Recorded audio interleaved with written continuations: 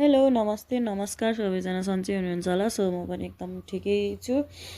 अनि आजको भिडियो चाहिँ रहेको छ हाम्रो धरानको पार्क सांस्कृतिक पार्क रहेको छ साथीहरू। सो म चाहिँ आज घुम्न आएको होइन, काठमाडौँदेखि आएको क्या साथीहरू होइन। मेरो धरानमा काम पनि थियो, अनि सो काम भएको कारणले गर्दाखेरि घुम्न जाऊँ न भनेर घुम्न आएको। सो मैले चाहिँ गेटमा चाहिँ भिडियो बनाउन पाइनँ कि साथीहरू होइन।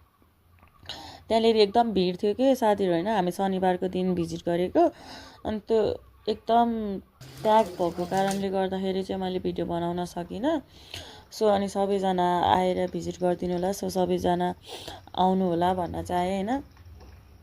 पहिला चाहिँ यहाँ चाहिँ एकदम बगर थियो कि साथीहरू, खोला थियो होइन।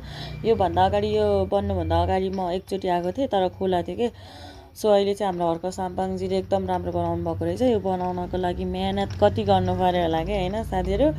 यति राम्रो बनाउनु भएको छ नि, यति राम्रो बनाउनु भएको छ।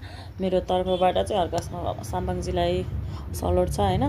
सो सबैजनाले भिजिट गरिदिनु होला। अनि मैले बनाएको भिडियो तपाईँहरूलाई के कस्तो लाग्यो सल्लाह सुझाव दिनु होला भन्न चाहेँ। अनि आज चाहिँ मेरो साथीहरू होइन घुम्न चाहिँ अब हामी 10 बजी आएको है। 10 बजी आएर अनि मैले भिडियो चाहिँ बेलुकातिर हालेको नि त यो।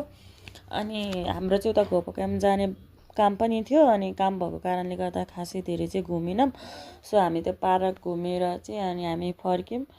अनि फर्केर चाहिँ खाजाहरू खायौँ। खाजाहरू खाएको तपाईँहरूलाई मैले देखाइनँ, सो माइन्ड नगर्नु होला होइन।